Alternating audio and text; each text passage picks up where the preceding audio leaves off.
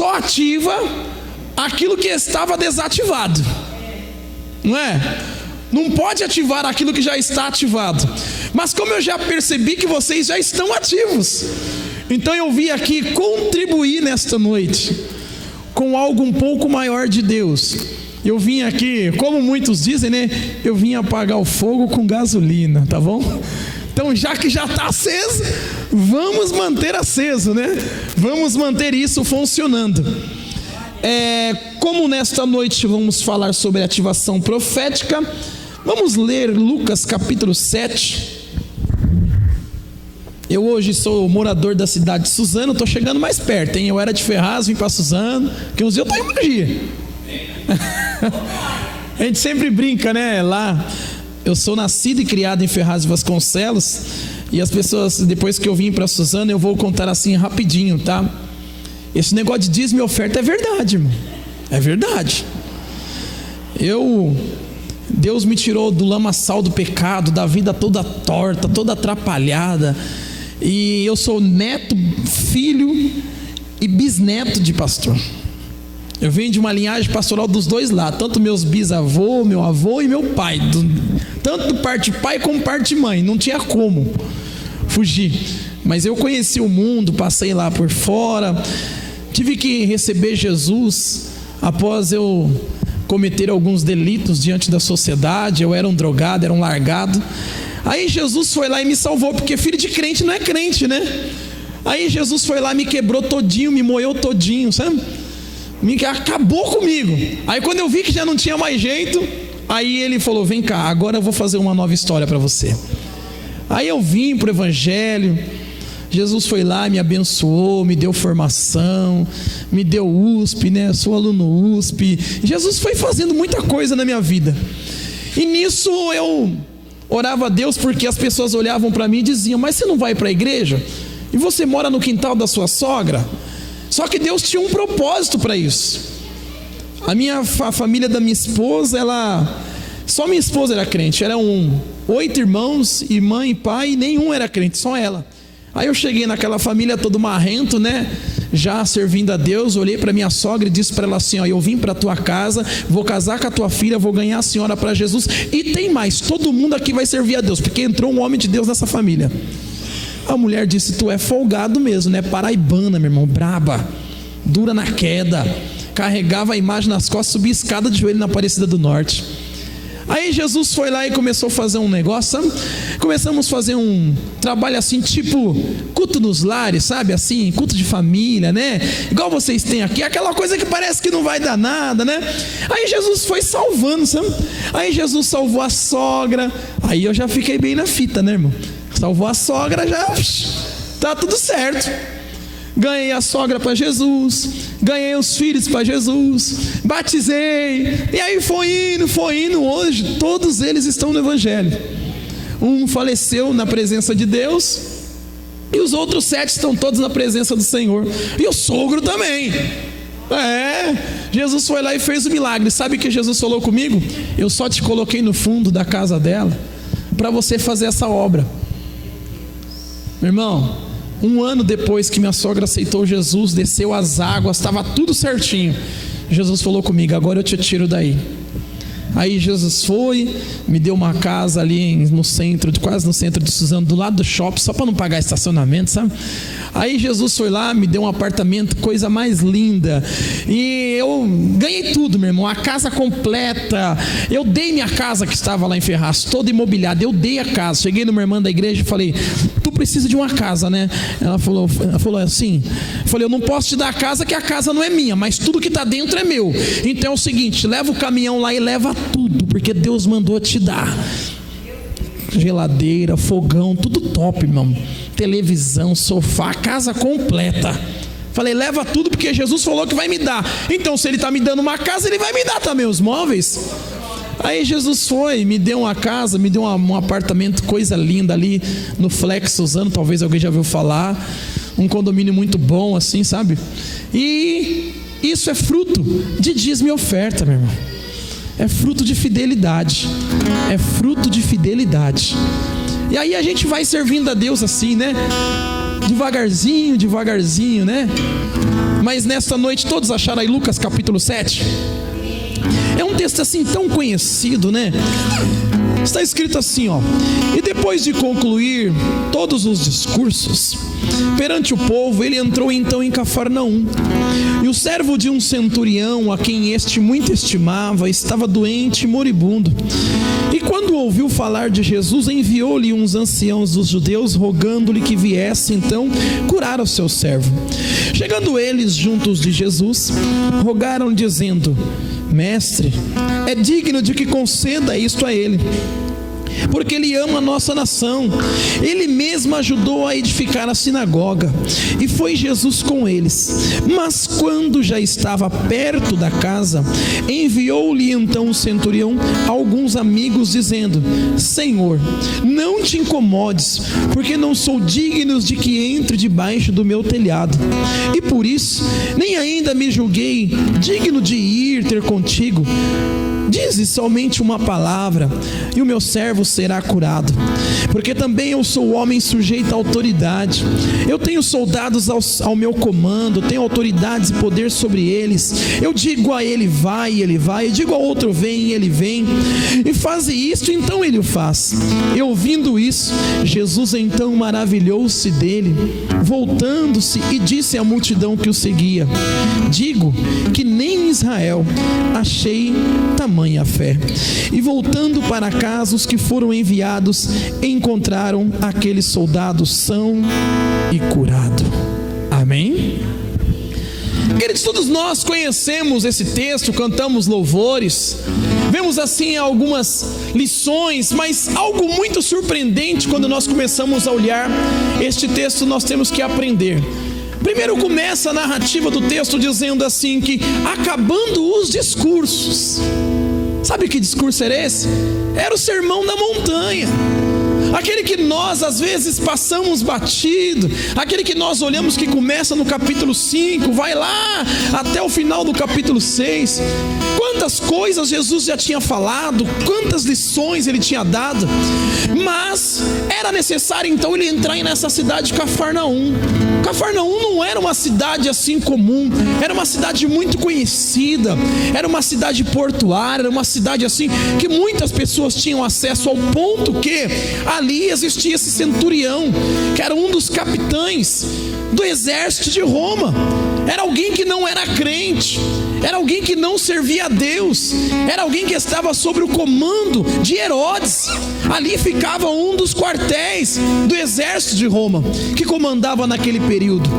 Mas também algo assim nos surpreende, por ela ser uma cidade muito grande daquele período, muito populosa. Algumas pessoas que estavam ali também eram importantes, mas também Jesus era importante porque ele era conhecido dentro da cidade. Ei, a primeira lição que nós podemos aprender: Jesus não precisava de nada para ser conhecido, ele somente era conhecido por causa da glória de Deus na vida dele. Quando eu começo a conhecer e a olhar este lado de Jesus, eu passo a aprender e olhar para nós. As pessoas às vezes olham para nós e começam a indagar e perguntar: como é que chegou a este ponto? Como é que chegou a esta forma, desta maneira?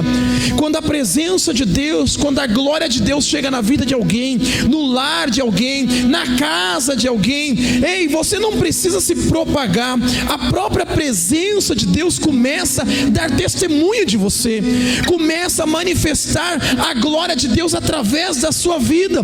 Aí eu encontro aqui algo dentro até mesmo do nosso trabalho, dos trabalhos do dia a dia.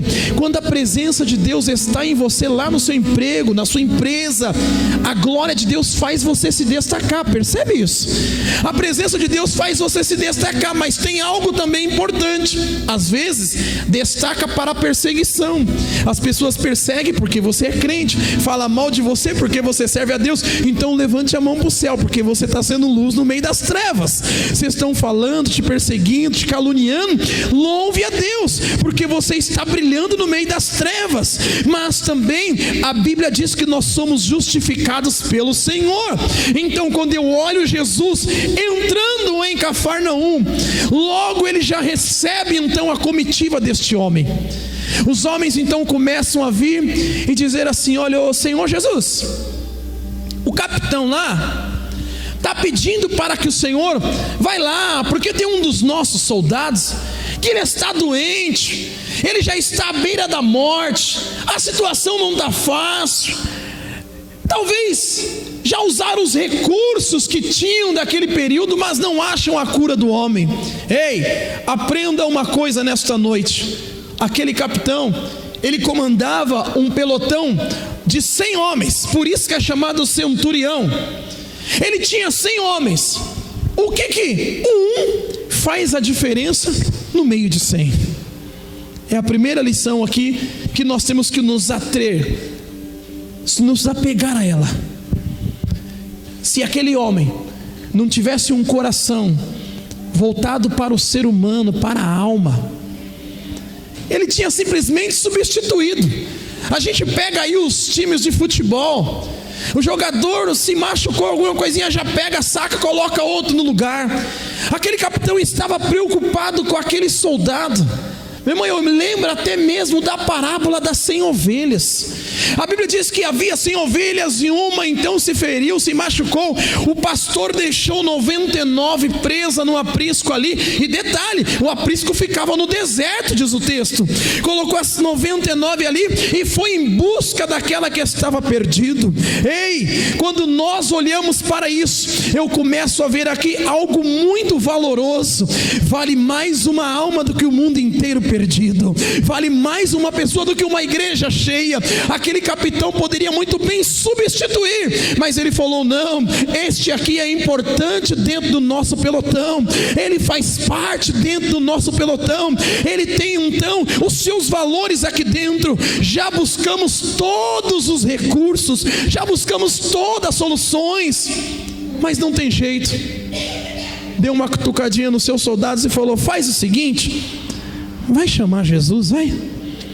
Chama Jesus para resolver esse problema.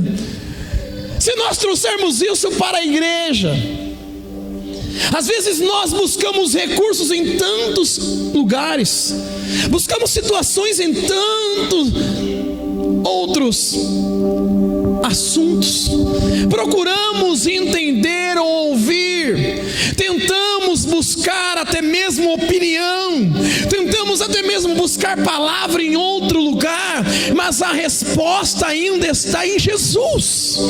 Quando nós não encontramos a solução, quando os problemas são grandes, quando talvez até mesmo na igreja não se resolve, ei, manda buscar Jesus. E quem é que busca Jesus para você? Meu irmão, a Bíblia diz que quando você não sabe orar como convém, o Espírito intercede por nós. O que eu aprendo daqui?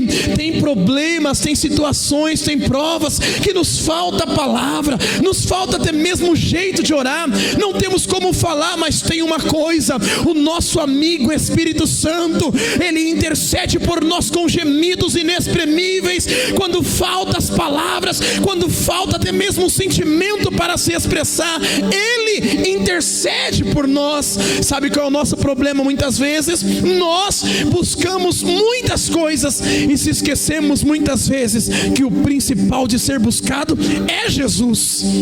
O capitão, meu irmão, ei, fale para o seu irmão, ele não era crente. Você já pensou? Ele era ímpio e mandou buscar Jesus. Ele era ímpio e mandou buscar a resposta. Falou: manda trazer Jesus para cá, porque eu sei que aonde ele chega, alguma coisa acontece. Aí nós, como igreja, temos que começar a prestar atenção nisso. Você acha que é à toa que Jesus falou que os filhos das trevas são mais prudentes que os filhos da luz? Você acha que é à toa que nós, como igreja, não temos então que começar a prestar atenção nisso? Ei, entenda bem o que eu vou dizer. Existem ímpios que são mais crentes do que muito crente. Meu Deus, Existem ímpios que têm mais testemunho, mais conduta do que muito crente. Existem pessoas que não servem a Deus, que têm más pontualidade, característica cristã, conduta, caráter, do que muita gente que vai para a igreja. Aquele centurião mandou buscar Jesus, e tem mais, ele tinha um bom testemunho, porque quando ele simplesmente mandou buscar Jesus, lembra? Ele só mandou buscar Jesus. Os soldados dele chegou até Jesus e disse assim: ô Senhor Jesus, ô mestre, o Senhor tem que aceitar o pedido dele. Ele é um homem gente boa, gente fina. O capitão lá, ó, é 10. O capitão lá, e tem mais. Vou falar? Posso falar. Ele ajudou a construir a sinagoga. Ele ajudou a contribuir com o reino, ei. Ele era ímpio e contribuía. Meu Deus. As pessoas às vezes leem e não percebem isso. Começaram a dizer: ó, tá vendo o lugar que vocês adoram lá? Ele também ajudou fazer e edificar lá. Ele ajudou com que tivesse o lugar em que os sacerdotes façam sacrifícios. Ele ajudou aonde os levitas vão adorar. E detalhe, ele era ímpio. Meu Deus. Quantas vezes nós vemos a disponibilidade de muitas pessoas, às vezes na minha igreja, lá na comunidade Betel, nós temos pessoas que não é crente, que são dizimistas. Não sei se talvez aqui já tem, mas pessoa chega na igreja só para entregar o dízimo. O diácono fala: irmão, os irmãos já dá Pai do Senhor. Falei: Pai do Senhor, meu irmão, abraça ele e tal. Ele fala: eu não vou entrar, mas está aqui o meu dízimo. Dá para entender um negócio desse? Dá para... Não, aonde é que isso acontece? E não tem, irmão, é certinho. Segundo domingo do mês, todo mundo já sabe. Ele chega lá na porta, cumprimenta o diácono, cumprimenta os irmãos e tal. E ele não passa da porta para dentro, ele fica na porta assim, ó. Ele fala: está aqui o meu dízimo. Ele não pede relatório, ele não pede nada disso. Ele simplesmente entrega. E aí então Deus faz essas coisas.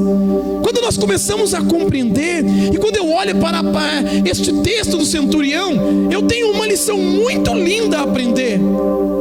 Eu tenho uma lição a compreender e aprender, que a disponibilidade vai além do que simplesmente servir a Deus.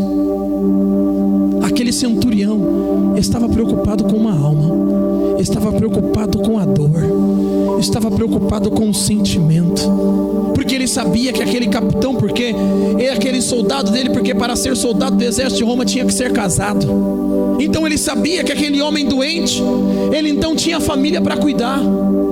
Aquele homem então tinha que levar o leite lá, o pão de cada dia, como a gente diz. Ele tinha que levar um recurso para dentro da sua casa, e ele doente não poderia então suprir a necessidade. Aí eu começo a encontrar a igreja de Cristo. Não é à toa que nós entramos nos lares, não. Nós não vamos entrar nos lares para levar a palavra à toa, não. Nós não somente estamos levando a palavra de vida eterna, mas nós também estamos levando mudança de família, transformação de caráter, transformação de uma sociedade, mudança de pessoas, para que elas possam então crescer iguais, ou seja, equilibradas, elas serem inseridas em uma sociedade de formas diferentes. A igreja, ela não chega em um lugar à toa. A igreja, ela tem que chegar para mudar o seu entorno, para mudar famílias. Aquele grupo na casa, aquela casa que talvez você está entrando, aquela família que está recebendo, ei, guarde o que eu vou dizer, ela é privilegiada, porque enquanto você entra dentro de um lar, não é você somente que está entrando, mas é a presença de Deus que está entrando lá. Então a enfermidade tem que sair, o desemprego tem que sair, a falta de comunhão tem que sair, a desestrutura familiar tem que sair, porque você representa Deus naquele lugar. Quando eu encontro esse centurião mandando chamar Jesus, eu encontro aqui ele dizendo: ei, Jesus, venha, não somente para curar, mas também para trabalhar no sentimento dele. Porque quem é que fica feliz doente?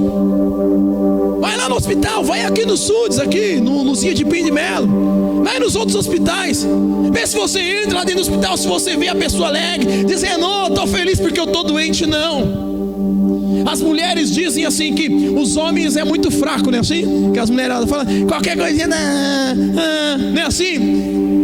Qualquer coisa, qualquer dorzinha já está se jogando. Mulherada sempre gosta de fazer isso com a gente, né? A gente sofre com isso, meu irmão. Eu tenho 2 mulheres, meu irmão, minha esposa e minha filha. Qualquer coisinha, você é mole mesmo. Homem é tudo mole. Imagina se homem tivesse filho, não é assim que as mulheres falam? Fala que a gente é mole, né? Mas deixa elas. Ninguém fica feliz doente, meu irmão. Só que aqui eu preciso abrir um parênteses para você poder entender. Existe a doença física, mas também existe a enfermidade da alma. Às vezes a pessoa tem tudo, mas a alma dela está doente. O sentimento dela está triste. A vida emocional dela precisa de um tratamento divino. Precisa passar no escritório do Dr. Jesus. Precisa fazer uma consulta para o Espírito Santo fazer um check-up nela. Aí eu encontro aqui o que? A ativação profética. Que ativação é essa? É você que vai chegar lá e dizer: ei, eu vim trazer uma solução para você.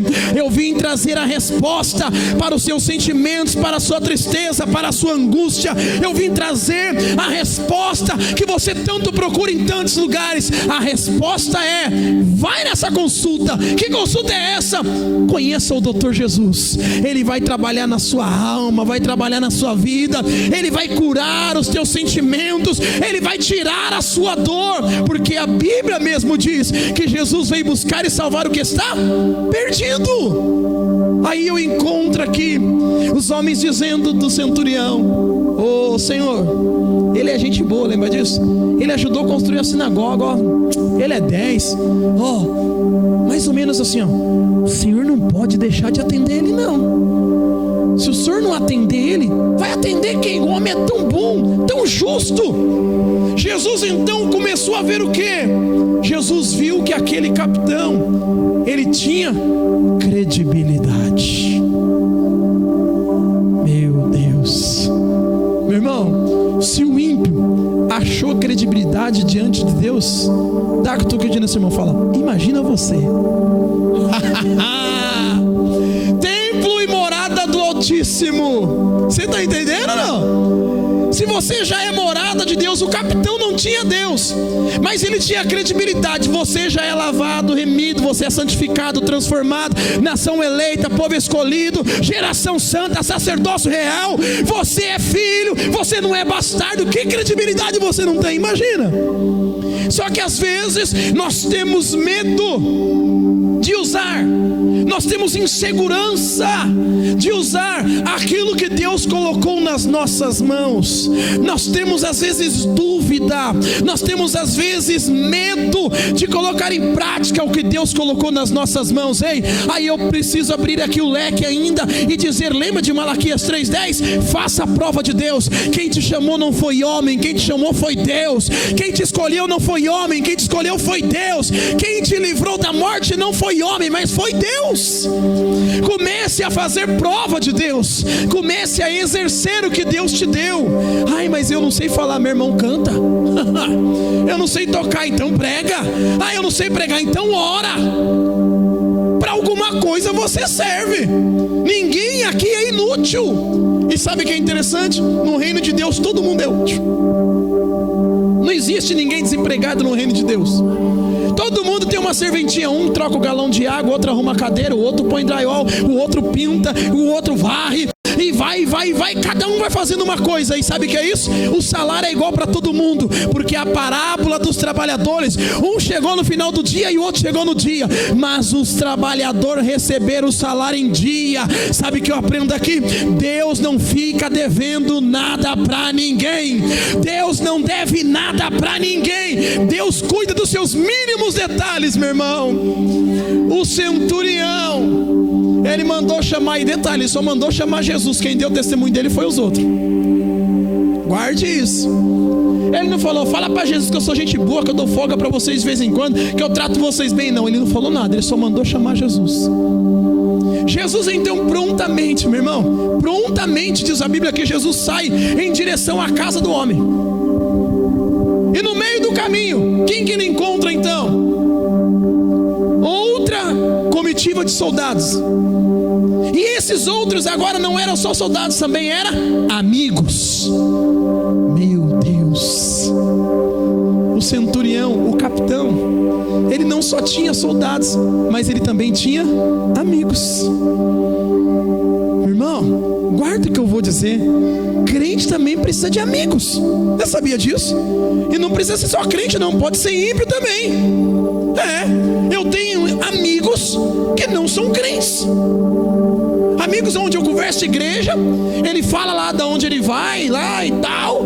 A gente conversa, a gente sai junto, entendeu? Porque crente sai, né? Crente vai pro shopping, crente come churrasco, né?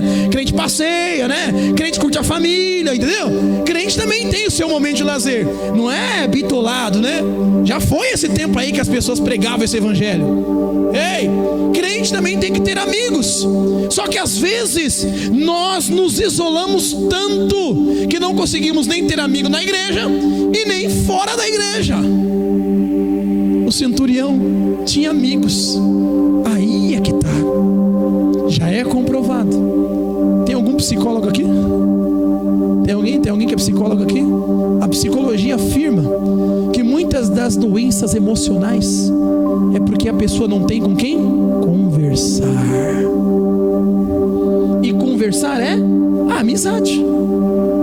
Por isso que a Bíblia diz: orai sem cessar. Porque quando nós oramos, nós estamos conversando com Deus, não é isso? Então se eu não converso com Deus, eu não me relaciono. Se eu não me relaciono, Ele não é meu amigo. É simples entender esse contexto. Então o centurião foi lá e mandou os seus amigos. E os amigos chegam em Jesus e dizem assim: ó Senhor, o nosso centurião, o nosso amigo lá, o nosso capitão, mandou falar para o Senhor o seguinte: fica cansado não. Ele não é digno que o Senhor entre debaixo da casa, do telhado dele. Ou seja, ele não é digno que o Senhor entre na casa dele. Abre parênteses. Segunda lição. O centurião tinha um temor, meu irmão, que muitas vezes nós precisamos ter também. Ele começa a reconhecer a grandiosidade, a autoridade de Jesus, assim ao extremo. Porque os homens começam a dizer para Jesus: Senhor, Ele falou que não precisa ir lá não, e tem mais. Ele disse que Ele é um homem de autoridade. Aonde nós aprendemos a autoridade aqui? Não é somente a autoridade com o autoritarismo, não. Eu sempre digo que o maior exemplo de autoridade é quando você viaja. Quando você está viajando, você está lá na rodovia. Guarde bem para você poder entender onde eu quero chegar. Está lá o policial rodoviário, a autoridade rodoviária, e ele vê aquela carreta de 18 toneladas vindo. Ele sai do canteiro, ele vai pro meio da pista, pastor Alexandre, e ele levanta o braço e vai fazendo assim, ó. E a carreta, e ele não sai dali. Se o motorista quiser, não sobra nada dele, não é verdade? Mas quem está na conduta da carreta olha para a farda dele, para a estrutura dele, e vê a mão dele e reconhece que ele é uma autoridade. Então, com o mesmo tamanho, com o mesmo poder, com a mesma autoridade que aquele motorista tem, ele reconhece que quem está lá na pista é superior a ele dentro da lei. Sabe o que eu quero que você entenda aqui com este exemplo? Ei, não importa se é a carreta, se é Satanás, se é inferno, não importa se é macumba, se é bruxaria, não importa. Quando você entra na frente da situação, ei, quando você levanta a mão para o céu e começa a dizer: ei, está aqui aquele que adora a Deus, tudo aquilo que vem de frente tem que parar, porque você é autoridade, é você que tem autoridade de Deus. Aonde eu aprendo isso, pastor? Marcos capítulo 16: eis que vos dou poder para pisar serpentes e escorpiões, te dou autoridade. Vocês colocaram a mão nos enfermos e a enfermidade, ó, vai bater em retirada. Ei, nós temos a autoridade de Deus. Só que às vezes nós pegamos tudo aquilo que Deus dá. Lembra da oração do Pai Nosso? Que seja feita a tua vontade aqui na terra como no céu. Ei, meu irmão, eu gosto muito da Bíblia. O céu ser manifesto aqui. Então aqui nós temos que viver como se já estivesse lá. Então a vontade de Deus lá em cima tem que ser feita aqui através de nós. Então se é a vontade de Deus que é feita através de nós, nós temos que entender algo. Quem tem autoridade de Deus, ele faz aquilo que é do céu descer sobre a terra e exercer isso, e executar isso. Então quando nós chegamos para falar do amor, quando nós pregamos, quando nós adoramos, cantamos, fazemos alguma coisa, nós não fazemos por acaso, nós fazemos com autoridade, nós fazemos debaixo da graça de Deus com autoridade. E isso é aos extremos que eu estou dizendo, tá? É dentro do seu trabalho e dentro de casa também. É na rua e também é na vizinhança. É dentro da igreja, mas também é lá fora. É com autoridade. Você tem que exercer aquilo que Deus te deu. Deus te deu sabedoria, Deus te deu inteligência, Deus te deu temor, porque o princípio da sabedoria é o temor. Então se Deus te deu inteligência, você é sábio. Se você é sábio, você tem temor. E quem tem temor a Deus, meu irmão, ele usa as palavras na hora certa. A Bíblia diz que a palavra sábia, ela diminui o furor. Então quando a pessoa vem toda revoltada, você diz para ela assim: tudo bem, eu entendo, mas podemos começar de novo? Agora dá para nós começarmos assim naturalmente, debaixo da graça. Você quebra a pessoa, você desfaz o furor, você destrona Satanás, o espírito da ira. Você destrona tudo aquilo que vem contra para querer tirar a sua paz, tirar, entendeu? O seu dia de adoração. Porque tem coisas que acontecem na nossa vida que a gente quer chutar o balde, irmão. Vamos ser sinceros. Só que aí a gente lembra que a gente serve a Deus e fala: não, chutar o balde não serve, né? É melhor pegar o balde com a mão e levar até onde tem que levar. Mas às vezes nós olhamos para o centurião e começamos a ver os amigos dele dizer assim: ele falou também que ele não é digno que o Senhor entre lá. E tem mais, não precisa ter o trabalho de ir lá não. Fala para o seu irmão assim: ele não queria dar trabalho para Jesus.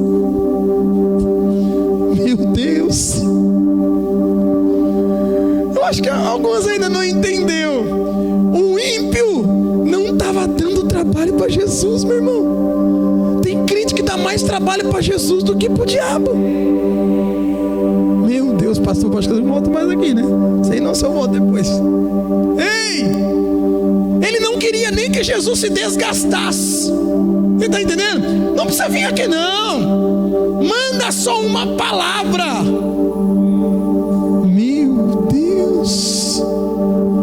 Será que você entendeu essa frase, meu irmão? Olha o tamanho de fé que este homem tinha, o tamanho de temor que ele tinha. Ele estava dizendo: ó, Jesus, eu sou tão simples, porque ele não usou de recurso que ele tinha. Meu irmão, ele era um capitão, ele tinha suas condecorações, ele tinha o seu fardamento do exército romano, meu irmão. Você já assistiu lá Espartacus 300 e tal, gladiador e tudo mais aí. Ele era um homem todo fortão e tal. Não, ele se desprendeu de tudo e disse assim: fala para Jesus que eu não sou digno que ele venha aqui não. Toda essa minha autoridade, ela é muito minúscula, ela é muito pequena do tamanho da grandiosidade, da imensidão do valor que este homem tem no reino de Deus. Sabe o que eu aprendo aqui? Para nós chegarmos a Jesus, nós temos que nos despir, meu irmão. Nós temos que abrir-se para Deus e dizer: Deus, hoje eu estou um bagaço mesmo, eu não consigo orar mesmo, eu estou mal mesmo. Saia, meu irmão, dessa cápsula muitas vezes que você tem criado. Está todo esbagaçado, todo dolorido, todo entristecido e ainda quer entrar prepotente na presença de Deus. Não, a Bíblia diz que perto está o Senhor daqueles que têm o coração quebrantado e um espírito voluntário. Se desprenda na presença de Deus. Ei, nem todo dia nós estamos bem, e no dia que você não está bem, o melhor caminho é Jesus, meu irmão. É chegar em Jesus e dizer: Deus, eu estou com vontade mesmo de chutar tudo, jogar tudo pro alto. Ei, eu me lembro que quando eu vim para o Evangelho, aí eu comecei tal e me envolver nas coisas de Deus. Eu falei, o dia que eu for servir a Deus, eu vou servir de verdade. E aí então Deus começou a nos abençoar no meio dos jovens e tal, e aquela coisa toda. E aí tinha um lá, rapaz, que começou a me perturbar, meu irmão. O camarada era uma benção, era uma benção. Ele era tão benção que quando eu sentava no lado dele, ele mudava de lugar. Ele era tão benção que quando eu vinha no corredor, ele mudava de corredor. Ele era tão benção que quando eu dava a mão para ele, ele virava as costas e dizia assim: eu não pego na mão desse tipo de gente. Ele era tão benção que quando eu orava, ele levantava. Ele era tão benção que ele dizia assim: esse aí só está de engano na igreja. Ele era tão benção, mas tão benção, que ele dizia assim: esse aí está até de olho no caixa da igreja. Era uma benção, né? Era uma benção, meu irmão, ele. Aí um dia eu me revoltei. Falei, não. Esse camarada tá, como diz a linguagem aí, tá querendo caçar assunto comigo. Cheguei no meu pastor, meu irmão. Falei pra ele. Falei, é o seguinte, tá difícil. O senhor sabe quem é ele? Tá difícil. Se ele me pegar um dia na carne, vai rolar aqui na igreja. Tá difícil. Eu tô tentando fazer do jeito certo, ele fica me provocando. Não dá, desse jeito não dá. E o meu pastor olhando pra mim assim, e me ouvindo. E eu ali, ó, pá. Aí ele abriu a Bíblia. Meu irmão, eu nunca apanhei tanto. Abriu a Bíblia, livro de Êxodo, e leu pra mim assim, eu lembro até hoje. E Deus endureceu o coração de Faraó. Eu disse, o que isso tem a ver comigo? Tem nada a ver isso aí comigo, não. Ele falou, não, Deus endureceu o coração de Faraó para tratar com Moisés e com o povo. Falei, e aí, pastor? Eu não queria aceitar, né, irmão? Já tinha entendido. E ele falou, e tem mais, Deus está permitindo que ele é assim, não é para ele ser mudado, Deus quer mudar você, Moisés. Deus quer tratar com você, não é com ele. Deus quer saber quem é você do lado de dentro, Moisés. Deus quer saber até onde você aguenta. E eu, tá. Aí eu fui me curvando. E ele disse, tem mais. Foi lá para os evangelhos. Se o teu irmão tem alguma coisa contigo, vai você e reconcilia-te com ele. Vai você. Você está entendendo, Moisés? Eu, pastor, não está querendo saber desse negócio, não. Ele falou, não, é você que tem que pedir perdão, é você que tem que reconhecer, é você que tem que se humilhar. É Bíblia, Moisés. Eu falei, então tá. Ele falou, então vamos orar. Eu falei, é assim? O senhor não vai me dar razão? Ele, não. Eu saí cabisbaixo, dando pedrinha. Brabo dentro de mim, meu irmão. Aquela guerra. Eu lembro dentro de casa que chegou no final de semana, eu ia tomar banho para ir para a igreja. E eu, quando entrei debaixo do chuveiro, eu já entrei, Senhor, é hoje. Pastor não está do meu lado. Pastor é a favor dele. Pastor também não gosta de mim. Começou aquele conflito na minha mente. Começou aquele conflito de mim, tudo bagunçado. E quando eu estava debaixo do chuveiro, eu senti uma presença de Deus. Eu não ouvi uma voz, eu não tive uma visão de um anjo, nada disso não. Eu dentro de mim, eu ouvi algo, como se algo gritasse dentro de mim, dizendo assim: peça perdão a ele. Peça perdão a ele. Eu estreitou, né? Porque quando o homem fala é uma coisa, né? Agora quando Deus te coloca no cantinho e fala, vem cá que é só nós dois, fica difícil, né? Não tem como. Aí eu saí do banheiro assim, meio que reclamando, né? Fui para a igreja. Sabe quem foi a primeira pessoa que eu encontrei na igreja? O camarada. E não tinha como, meu irmão. A igreja tinha um corredor do lado e eu estava indo para o fundo da igreja e não tinha como, só tinha nós dois. Aí eu, na hora veio, peça perdão a ele. Ele foi passar tudo brabo. Eu grudei grudei nele assim, peguei na mão dele. Eu sei que você não gosta de mim. Eu não queria muito fazer isso não, mas Deus está me cobrando. Abracei ele, me perdoa, eu não sei o que eu te fiz, mas me perdoa, me perdoa. Ele começou a chorar. E eu comecei a chorar.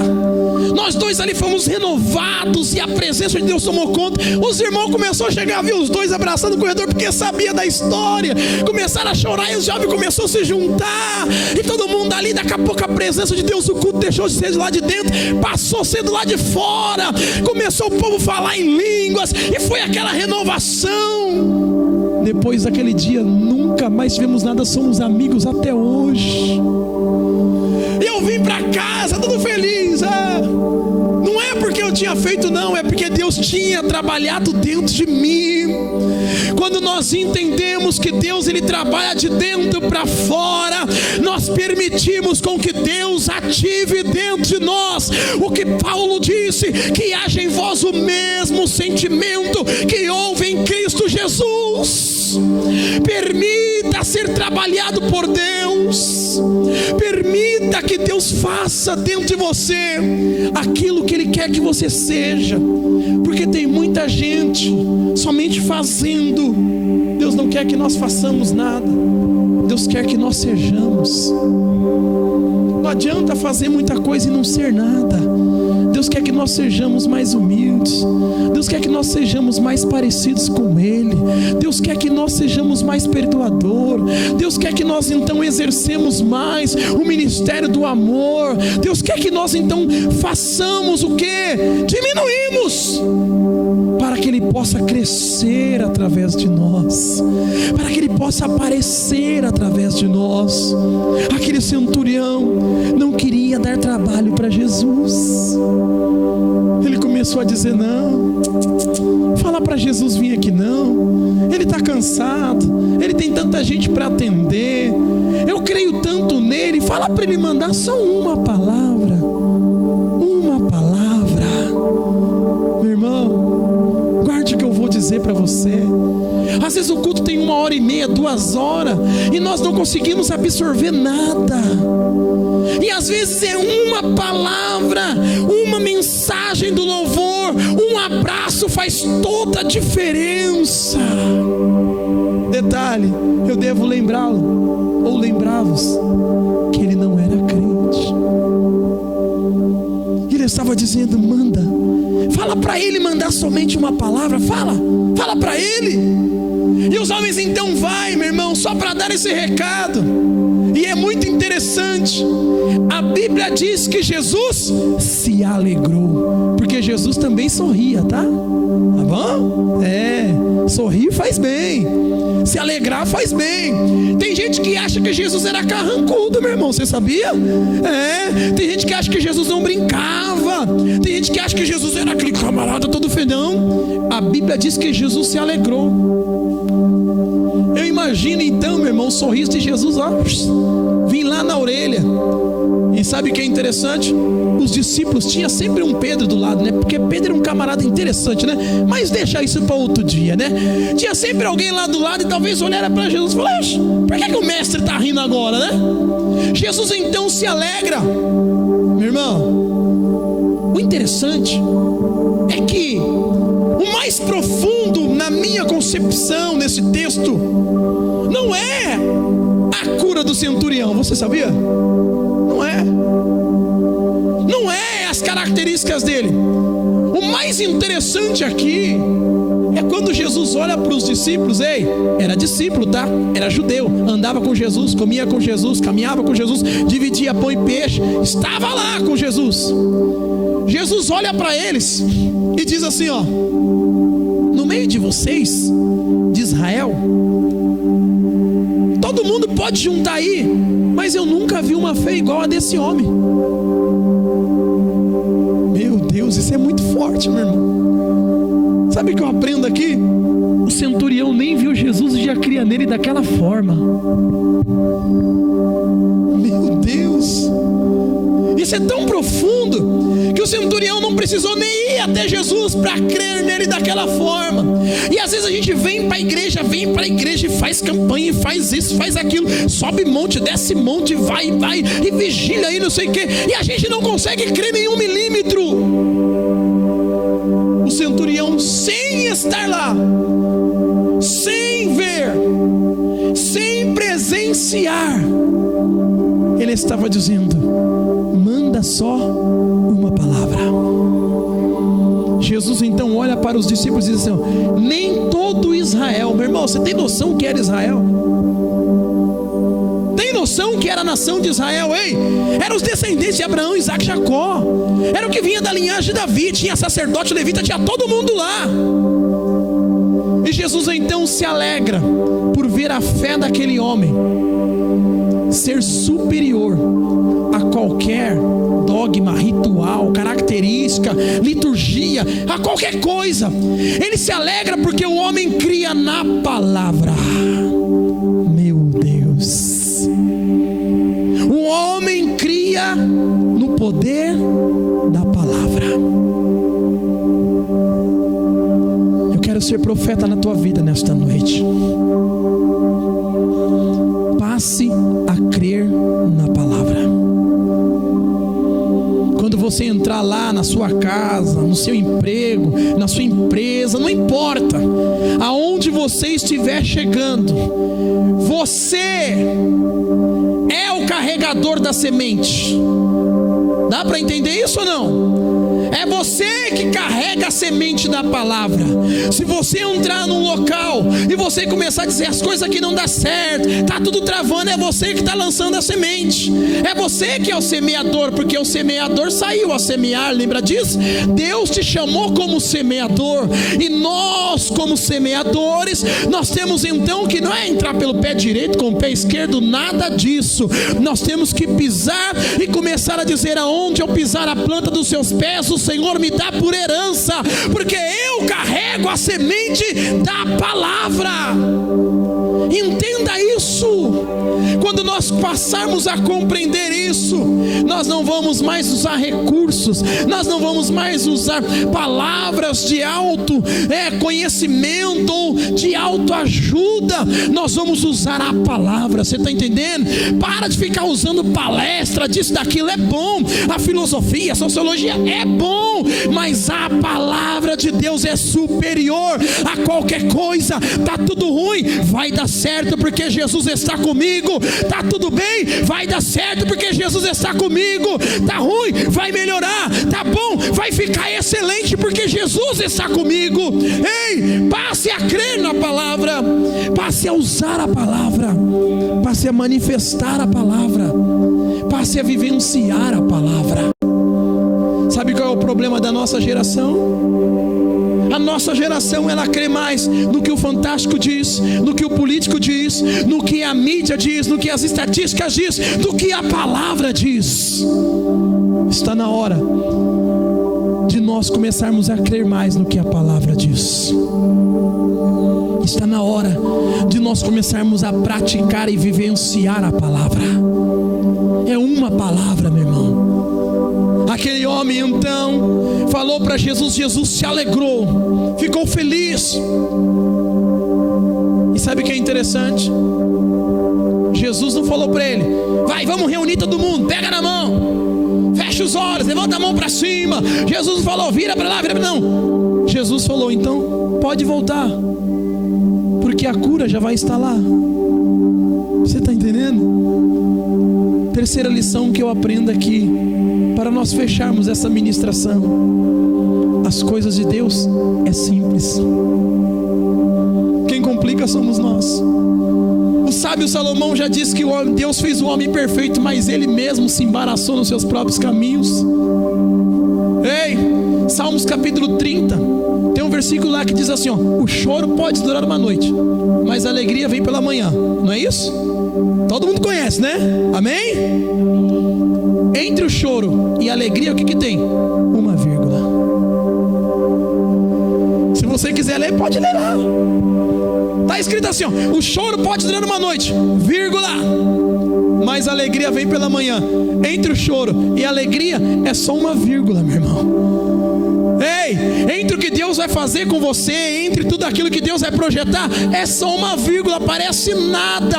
É muito simples, é nós que fazemos às vezes aquele drama, aquela tempestade num copo d'água. Ei, é só uma palavra e as coisas mudam. É só uma palavra e Deus vira o cativeiro. É só uma palavra e tudo volta ao lugar. É uma palavra. O homem então estava doente, não sabendo de nada. Ei, para mim concluir aqui o que eu disse para você, que as coisas de Deus é simples. Olha que interessante. O homem estava doente, o soldado. Tinha alguém superior a ele aqui na terra intercedendo por ele. E esse alguém foi alguém superior a ele no mundo espiritual. E o doente não sabia de nada.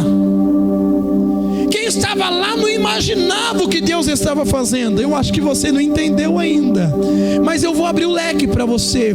Talvez as coisas não estão funcionando, não está acontecendo, você não está sabendo de nada, mas tem gente intercedendo por você. Jesus já está sabendo da sua história, Jesus já está sabendo do seu problema, Jesus já está sabendo da sua situação.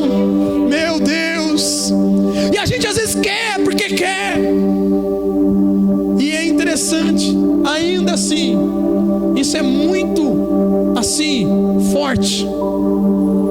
Quando ele recebe a cura, ele recebeu a intercessão de um ímpio. Ele recebeu a restauração através da vida de um ímpio. Será que os papéis não estavam invertidos?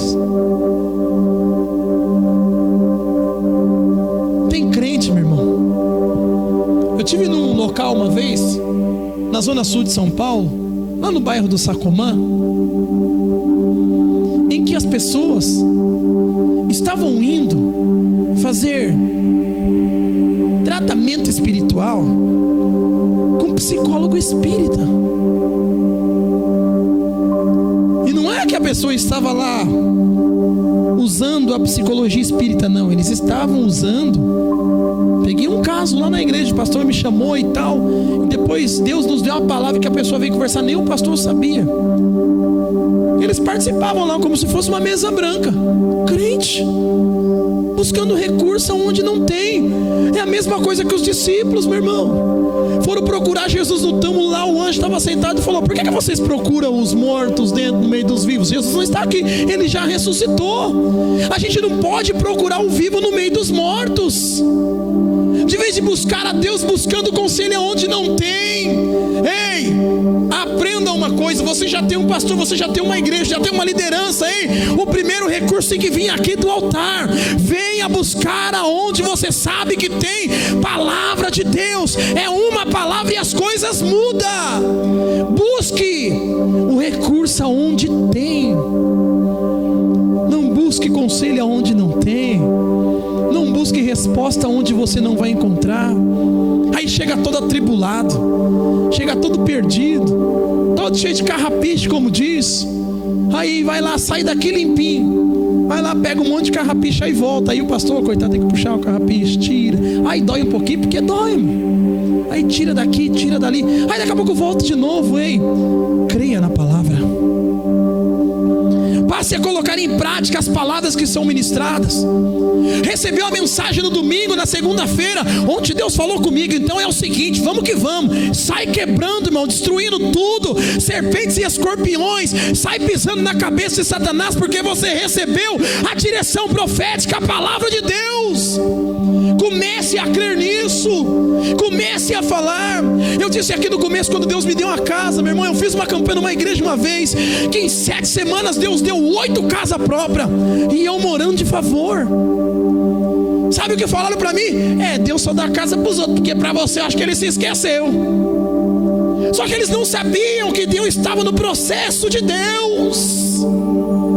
Às vezes as pessoas estão te acusando, dizendo: você vai para a igreja quinta e domingo, você vai para as casas, você vai não sei o quê, e as coisas não aconteceu. Ei, entenda, você está entre a vírgula, você está entre o choro e a alegria, você está no tempo de Deus. Comece a entender isso. Não dê ouvidos. Se Jesus fosse ouvir Pedro, meu irmão, ei, você acha que Pedro não deu uma rasmungada lá? Porque Pedro era rabugento, meu irmão. Andou 3 anos do lado de Jesus, não se converteu. É Bíblia, meu irmão. Ele só se converteu depois que Jesus morreu. Precisou Jesus morrer para ele se converter. E detalhe, ele andava com Jesus, tá? Você acha que é fácil, meu irmão? A gente servir a Deus não é. Por quê? Porque é tudo contra. É tudo contra. A mídia agora está contra. Está aí implantando-se as coisas na área da educação. Todo mundo está vendo aí a maluquice que está. As implantações que estão tendo. Agora tem até revistinha aí em quadrinhos dizendo meu evangelho. E as histórias, sabe qual que são? Não sei se alguém já ouviu falar disso aí, pastor. Já ouviram falar? As histórias em quadrinhos do Maurício de Souza lá com a turma do Cascão e Cebolinha lá e Mônica são o quê? Psicografias de Chico Xavier sendo colocadas nas histórias em quadrinhos para as crianças. E nós somos a igreja. Nós temos que estar atentos. Por quê? Porque nós ainda temos a palavra. Nós ainda temos a palavra, meu irmão. Nós ainda temos a autoridade para colocar a mão na cabeça dos nossos filhos, sobrinhos, crianças da igreja e dizer: eu te abençoo. Eu te abençoo. Comece a colocar em prática isso. Eu queria que você se colocasse de pé, por gentileza. Cadê os meninos do louvor?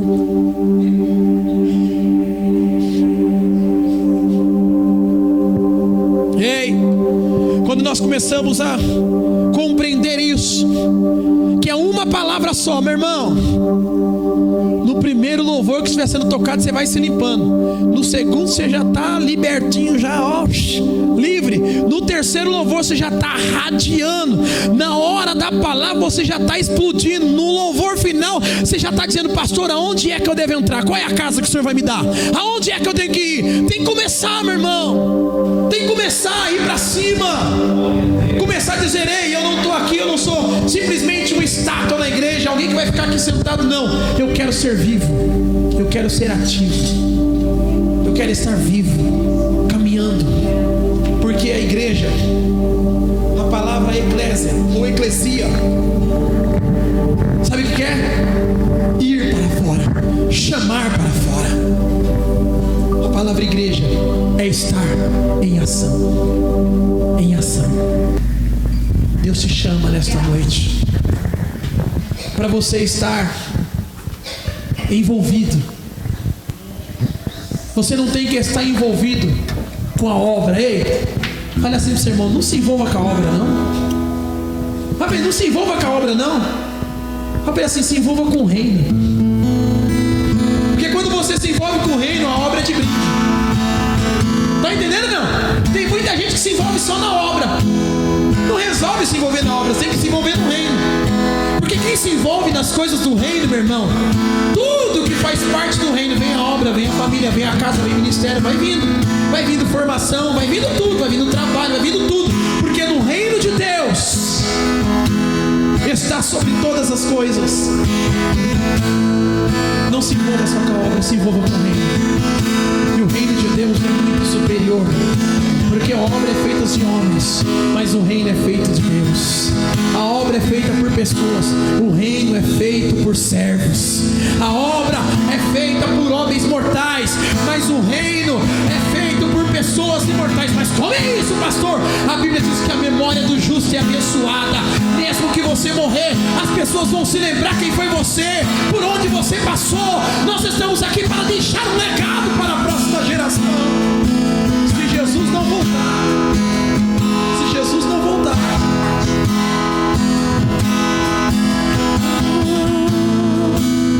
eu quero convocar você aqui na frente enquanto eu não toco. Eu quero dar por você. Você que entrou aqui nesta noite, se alguém nesta noite que ainda não recebeu Jesus, quer tomar essa decisão, você